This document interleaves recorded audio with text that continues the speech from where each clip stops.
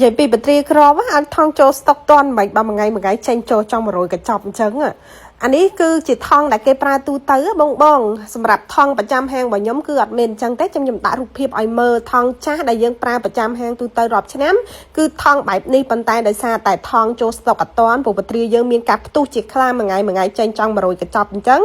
trứng ở thong mau bị chân ở toán dương còn chơi cho mùi nâng thong là cái pra tu tới dương mà chọ sân chẳng nó pe là thong ประจำ bọt hang và dương trôi vẫn cứ dương đừng thưa cá chọ sẽ bọt cái chọc hàng cái này cứ đôi đam chẳng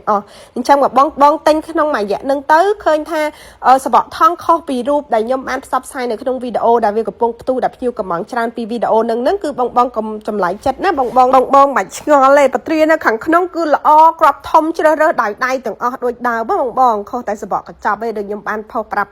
កាលពីថ្ងៃមុនអញ្ចឹងដោយសារអាសបកថងនឹងវាចូលស្តុកអត់ទាន់ព្រោះអាវ៉ាន់មកពីចិនបងដឹងហើយយ៉ាងទៀតក៏ចង់កន្លះខែដែរបានចូលដល់ស្តុកដល់អញ្ចឹងទៅយើងសុំច្រកអាសបកកញ្ចប់បដោះអាសន្ននឹងសិនណាបងទាំងអស់គ្នាណាពេលដែលថងយើងអាថងដូចក្នុងវីដេអូនេះចូលស្តុកវិញគឺយើងវិញខ្ចប់ជូនបងដូចដើមដោយសារបត្រានឹងយើងយកមកជាកេះសបកថងគឺយើងទិញមកផ្សេងបត្រាយើងនេះផ្សេងតែជាបត្រាតំបន់ស៊ីនជាងដូចគ្នាអញ្ចឹងបងទាំងអស់គ្នាអញ្ចឹងបងខ្លះគាត់ឆ្ងល់ថាមិនតែខ្ញុំសបផ្សាយសបកកញ្ចប់នេះអញ្ចឹងហើយគាត់ទិញធ្លាប់ទិញសបកកញ្ចប់នេះមួយគេអ្នកផ្សេងវាអត់ល្អហើយដល់ពេលគាត់ឃើញសបកកញ្ចប់ខ្ញុំផ្លែក៏គិតថាម៉ាក់តែមួយអញ្ចឹងនិយាយថាបត្រានិយាយរួមតអាវ៉ាន់មកពីចិនបងអើយភាគច្រើនគឺយើងយកមកវិចខ្ចប់នៅខ្មែរទេពួកអីអាវ៉ាន់ដែលយើងយកមកពីចិនកាលណាតែវិចខ្ចប់ស្រាប់គឺយកមកដល់នេះអត់សូវល្អទេបងធម្មតាអាវ៉ាន់ត្រូវវាយមកជាកេះបែបនេះទៅយើងយកមកច្រកយកមករើសម្ដងទៀតទៅវាមានអត្រាដែលថាខូចខាតគឺតិចកពិតអីគឺតិចទេបងទាំងអស់គ្នាព្រោះដូចបត្រានេះអញ្ចឹង10 គីឡូបើបងដាក់ចូលកេះដែលខ្ញុំ